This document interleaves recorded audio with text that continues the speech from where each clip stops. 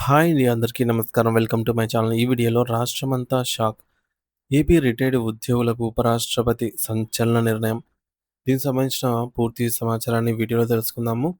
Video అయితే ఎక్కడే గాని స్కిప్ చేయకుండా ఎండ్ వరకు చూసేయండి. అప్పుడే ఇన్ఫర్మేషన్ పూర్తిగా అర్థమవుతుంది. అలాగే వీడియో చూస్తున్న ప్రతి ఒక్కరు వీడియోకైతే లైక్ చేయండి ఫ్రెండ్స్. ఈ వీడియోని తోటి ఉద్యోగ పెన్షన్ మిత్రులతో అయితే షేర్ చేయండి. కొత్తగా మన ఛానల్ చూస్తున్నవారు సబ్స్క్రైబ్ చేసుకోండి. సబ్స్క్రైబ్ చేసుకోవడం వల్ల నేను చేసే ప్రతి ఒక్క వీడియో మీ వరకు రీచ్ అవుతుంది. ఇక ఆలస్యం చేయకుండా వివరాల్లోకైతే వెళ్ళిపోదాము. ఫ్రెండ్స్ ఇక విషయానికొచ్చినట్టయితే ఆంధ్రప్రదేశ్ రాష్ట్రంలో నివసిస్తున్న విశ్రాంత ప్రభుత్వ ఉద్యోగులకు మరియు పెన్షనర్లకు సంబంధించి ఒక అత్యంత అద్భుతమైన, ఆసక్తికరమైన మరియు గుండెకు హత్తుకునే వార్త వెలుగులోకొచ్చింది. సాధారణంగా పదవి విరమణ చేసిన తర్వాత చాలామంది ఉద్యోగులు తాము సమాజానికి దూరమయ్యామనో లేదా తమ సేవలను ప్రభుత్వం గుర్తించడం లేదనో ఈ విధంగా రకరకాల కారణాల వల్ల కొంత అసంతృప్తితోనే ఉంటూ ఉంటారనమాట. మనకు తెలిసిందే. కానీ అటువంటి వారిలో సరికొత్త ఉత్సాహాన్ని నింపేలాగా అటువంటి వృద్ధ పెన్షనర్లలో ఈ విధంగా సరికొత్త ఉత్సాహాన్ని నింపేలాగా ఒక అరుదైన సంఘటన అయితే జరిగింది. మరి అదేంటనేది తెలుసుకుందాం. మన దేశ ఉపరాష్ట్రపతి హోదాలో ఉన్నటువంటి ఒక అత్యున్నత వ్యక్తి తీసుకున్న ఒక సంచలన నిర్ణయం ఇప్పుడు తెలుగు రాష్ట్రాల్లో పెద్ద చర్చకు దారితీసింది. మరి ఆయన ఏం జేశారు ఏమిటని చూసుకున్నట్లయితే, అసలు ఉపరాష్ట్రపతి గారు అంతటి సాహసోపేతమైనటువంటి మరియు మానవీయ విలువలతో కూడినటువంటి నిర్ణయం ఎందుకు తీసుకున్నారు? ఒక సామాన్య రిటైర్డ్ ఉద్యోగి కోసం ఆయన తన ప్రోటోకాల్‌ను గూడా పక్కన పెట్టడం వెనుక ఉన్నటువంటి ఆహ్, ఆ యొక్క ఆత్మీయత ఏమిటి? అన్న పూర్తి వివరాలను ఇప్పుడు మనము తెలుసుకుందాం.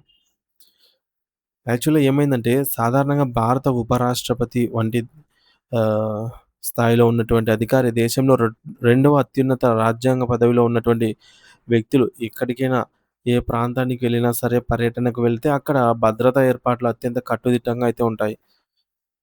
సెక్యూరిటీ ఫోర్సెస్, వందలాది మంది పోలీసులు, స్పెషల్ ప్రొటెక్షన్, గ్రూప్ అధికారులు, అలాగే జిల్లా యంత్రాంగం అంతా అప్రమత్తమై ప్రతి అడుగును పర్యవేక్షిస్తూ ఉంటారు. వారి పర్యటనలో ఒక నిమిషం కూడా ఆలస్యం కాకుండా ముందే నిర్ణయించిన షెడ్యూల్ ప్రకారంగా కార్యక్రమాలు జరుగుతాయి. మరి ఇటువంటి కఠినమైన భద్రతా వలయం మధ్య ఉపరాష్ట్రపతి హోదాలో ఉన్నటువంటి గౌరవనీయులు శ్రీ పివి రాధాకృష్ణన్ గారు సోమవారం నాడు మన ఆంధ్రప్రదేశ్ రాష్ట్రంలోని ఉత్తరాంధ్ర జిల్లా అయినటువంటి శ్రీకాకుళంలో అధికారికంగా అయితే ఆయన పర్యటించారు. మరి ఈ పర్యటనలో భాగంగా ఆయన జిల్లాలోని అత్యంత పురాతనమైన మరియు ప్రసిద్ధిగాంచిన పుణ్యక్షేత్రమైనటువంటి అసరవల్లి క్షేత్రానికి విచ్చేశారు. అసరవల్లిలో వెలిసినటువంటి ప్రత్యక్ష దైవమైనటువంటి శ్రీ సత్యనారాయణ స్వామిని ఆయన దర్శించుకొని ప్రత్యేక పూజలు నిర్వహించారు. స్వామివారి సేవలో పాల్గొని తీర్థ ప్రసాదాలు స్వీకరించిన తర్వాత ఆయన తన పర్యటన ముగించుకొని తిరిగి వెళ్ళటానికి అధికారులన్నీ ఏర్పాట్లు పూర్తి చేశారనమాట.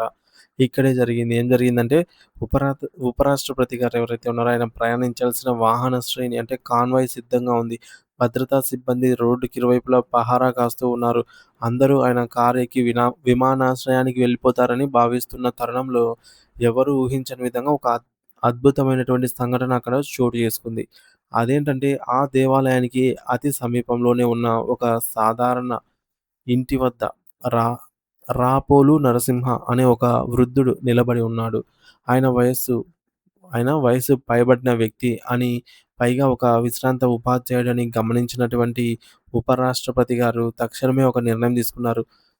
తన కోసం సిద్ధంగా ఉన్న బుల్లెట్ ప్రూఫ్ వాహనాన్ని ఎక్కకుండా తన హోదాను, ప్రోటోకాల్ నియమాలను మరియు భద్రతా కారణాలను సైతం లెక్క చేయకుండా నేరుగా ఆ రిటైర్డ్ టీచర్ ఇంటి వైపుకు నడక సాగించారు. ఒక దేశపు రాష్ట్రపతి స్వయంగా ఒక సామాన్య విశ్రాంత ఉద్యోగి ఇంటి గడప తొక్కి లోపలికెళ్ళటం అనేది నిజంగా రాష్ట్ర వ్యాప్తంగా పెను సంచలనం సృష్టించింది. ఇది కేవలం ఒక పర్యటన మాత్రమే కాదు. సామాన్యుల పట్ల ఆయనకున్నటువంటి గౌరవానికి నిదర్శనమనే చెప్పొచ్చు. ఆ విశ్రాంత ఉపాధ్యాయుడిని చూడగానే ఉపరాష్ట్రపతి గారు ఎంతో ఆత్మీయంగా ఒక పాత మిత్రుడిలాగా పలకరించి ఆయన యోగక్షేమాలను అడిగి తెలుసుకున్నారు. "అయ్యా మీరెలా ఉన్నారు? మీ ఆరోగ్యం బాగున్నదా? రిటైర్మెంట్ తర్వాత మీ యొక్క విశ్రాంత జీవనం ప్రశాంతంగానే గడుస్తోందా?"